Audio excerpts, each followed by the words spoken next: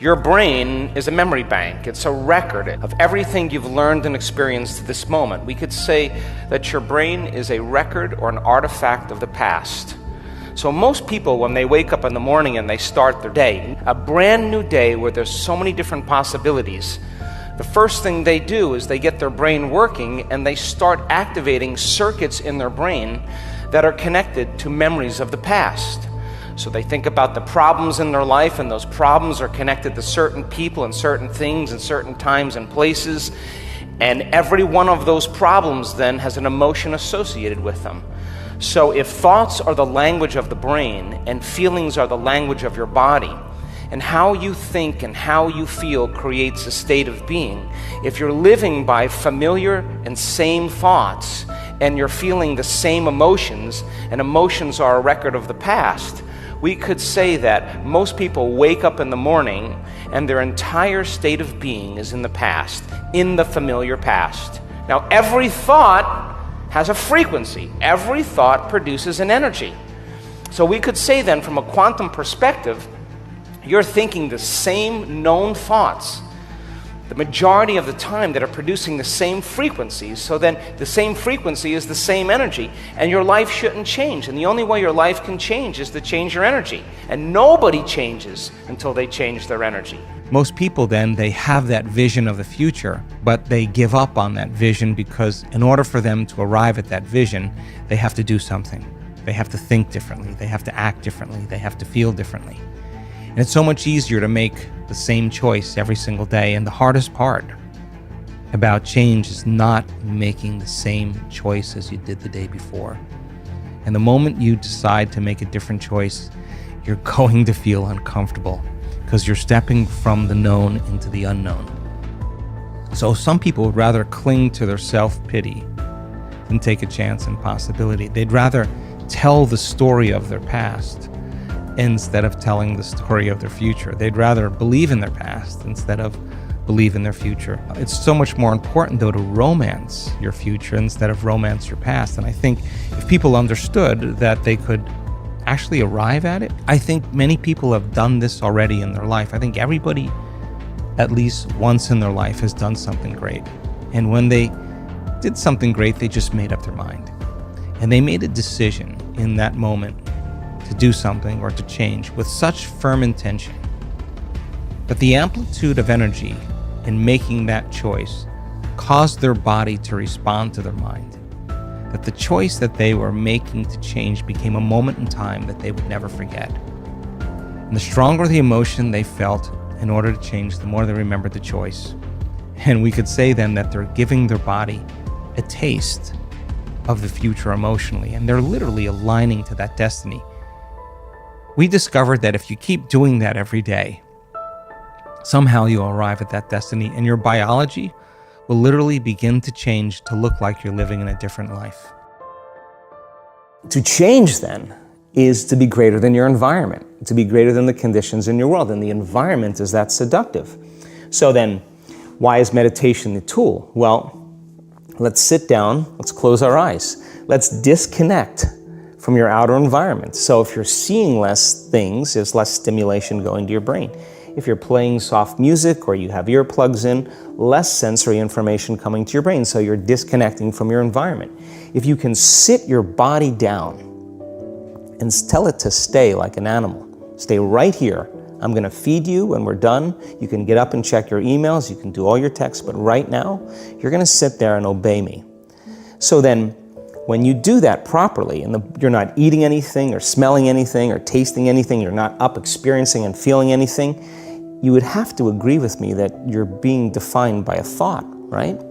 So when the body wants to go back to its emotional past, and you become aware that your attention is on that emotion, and where you place your attention is where you place your energy, you're siphoning your energy out of the present moment into the past, and you become aware of that.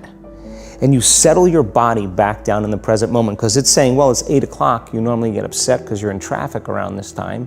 And here you are sitting, and we're used to feeling anger, and you're off schedule. Oh, it's 11 o'clock, and you usually check your emails and judge everybody. Well, your body's looking for that predictable chemical state. every time you become aware that you're doing that and your body is craving those emotions and you settle it back down into the present moment, you're telling the body it's no longer the mind, that you're the mind, and now your will is getting greater than the program. And if you keep doing this over and over again, over and over again, over and over again, just like training a stallion or a dog, it's just gonna say, I'm gonna sit. And the moment that happens, and the body's no longer the mind, when it finally surrenders, there's a liberation of energy. We go from particle to wave, from matter to energy, and we free ourselves from the chains of those emotions that keep us in the familiar past. And we've seen this thousands of times. In fact, we can actually predict it now on a brain scan. But if you start understanding what you're doing and why you're doing it, and the stronger the emotion you feel, the more you're going to pay attention to the picture in your mind. You begin to remember your future. You are branding that circuitry in your brain, and now you're emotionally conditioning your body into the future. Now, here's the side effect of that. If you can do that properly and become familiar with those states of mind and body, and you get up feeling like your future has already happened, I guarantee you're going to stop looking for it. The work is to be able to maintain that modified state of mind and body your entire day. You got to be able to sustain that state independent of your coworkers, independent of your boss, independent of your ex, independent of your finances, independent of the traffic. And if you're able to do that, you will begin to see the feedback in your life. If you woke up every morning and you truly made time to think like this: if my personality creates my personal reality, and my personality is made of how I think, how I act, and how I feel. If I want to create a new personal reality, a new life, I'm going to have to change my personality. And most people try to create a new reality, a new personal reality, as the same personality, and it doesn't work. We literally have to become someone else. So if you said, okay, let me not default and go unconscious to that 95% of who I am that's programmed. Let me become so conscious of the way I think. Let me become so aware of how I'm going to act today. Let me decide what emotions keep me connected to my past and bring me to a lower level of energy. Let me not go unconscious. If a belief is just a thought I keep thinking over and over again, what thoughts do I want to fire and wire in my brain? And with attention and with intention, to begin to familiarize yourself with a new way of thinking. Meditation means to become familiar with. If you keep firing and wiring those circuits, you're going to begin to install the hardware. Repeat it enough times and it becomes a software program. That could be the new voice in your head that says, I can, it is possible. People, when they have an event, what they do is they keep recalling the event because the emotions of stress hormones, the survival emotions, are saying pay attention to what happened because you want to be prepared if it happens again. Turns out most people spend 70% of their life living in survival and living in stress, so they're always anticipating the worst case scenario based on a past experience, and they're literally, out of the infinite potentials in the quantum field, they're selecting the worst possible outcome and they're beginning to emotionally embrace it with fear, and they're conditioning their body into a state of fear. Do that enough times, body has a panic attack without you. You can't even predict it because it's programmed subconsciously.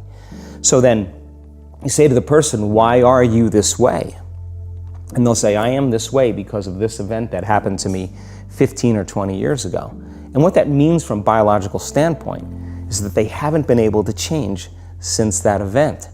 So then the emotions from the experience tend to give the body and the brain a rush of energy. So people become addicted to the rush of those emotions, and they use the problems and conditions in their life to reaffirm their limitation, so at least they can feel something. So now when it comes time to change, you say to the person, why are you this way? Well, every time they recall the event, they're producing the same chemistry in their brain and body as if the event is occurring, firing and wiring the same circuits and sending the same emotional signature to the body. Well, what's the relevance behind that? Well, your body is the unconscious mind. It doesn't know the difference between the experience that's creating the emotion and the emotion that you're creating by thought alone. So the body's believing it's living in the same past experience 24 hours a day, 7 days a week, 365 days a year. And so then when those emotions influence certain thoughts, and they do, and then those thoughts create the same emotions, and those same emotions influence the same thoughts, now the entire person's state of being is in the past. So then the hardest part about change is not making the same choices you did the day before, period. And the moment you decide to make a different choice, get ready, because it's going to feel uncomfortable.